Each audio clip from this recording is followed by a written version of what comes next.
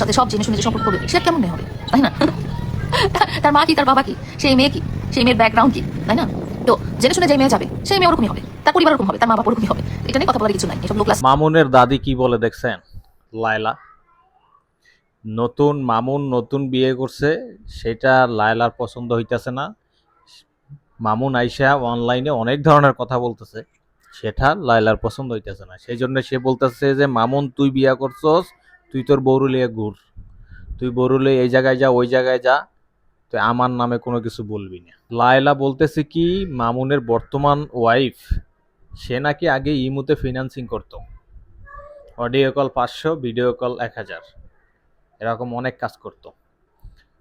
তা মামুনের বউ এমন কাজ করবে না কেন?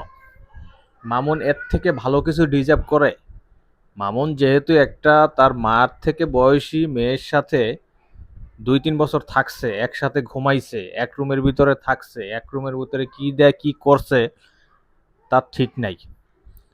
ও নিজে মুখে বলছে ওরে দিয়ে করাইছে, ঠিক আছে? সেই ছেলে এর থেকে ভালো মেয়ে কোথা থেকে পাবো? কলগাল ছাড়া আবার কপালে কিছু আছে? ভালো মানুষ হইলে ভালো মানুষ পায়, খারাপ মানুষ হলে খারাপ মানুষ পায়। এখন লায়লা তোমার তো জলে কে?